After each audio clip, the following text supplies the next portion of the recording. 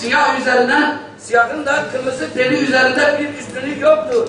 Üstünlük ancak takvadan, Allah'tan korkmaktadır.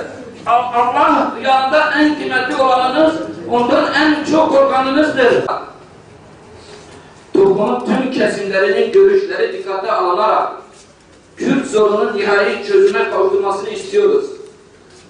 Bölgenin yapısı göz önüne alındığında özellikle dindar çevrelerin görüşleri alınmadan ve cemaatlerin görüşleri alınmadan Kürt sorununa kalıcı bir çözüm getirilmesinin mümkün olmadığını düşünmekteyiz.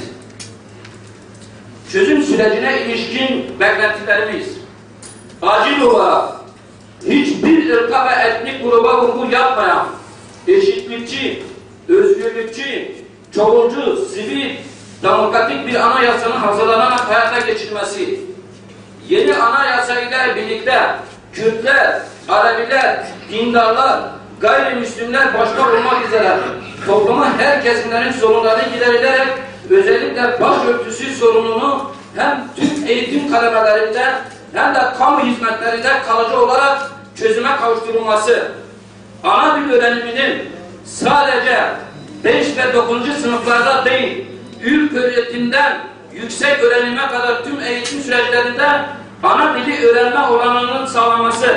Toparlayın, yazınızı da alacağız. Toparlayın. Ana dil öğrenimi süreçlerinde hayat bilgisi, çevre bilgisi ve trafik bilgisi derslerinin isteğe bağlı olarak ana dilde okuma olanağının sağlanması, ana dilde eğitim hakkının mutlaka anayasa güvenceye kavuşturularak orta vadede hayata geçirilmesi, PKK'nın silah bırakılmasına paralel olarak geçici ve gönüllü her türlü köy koruculuğu sistemine kaldırılarak bölgenin normalleşmesini sağlanması. Son cümleleriniz, yazılı raporunuzu alalım. Son cümlelerimi söylüyorum. Rum suresinin 22. ayetinde Cenab-ı Allah göklerin ve yerin yaratılması, dillerinizin şüphesiz bundan bilenler için elbette ibretler vardır buyurmaktadır.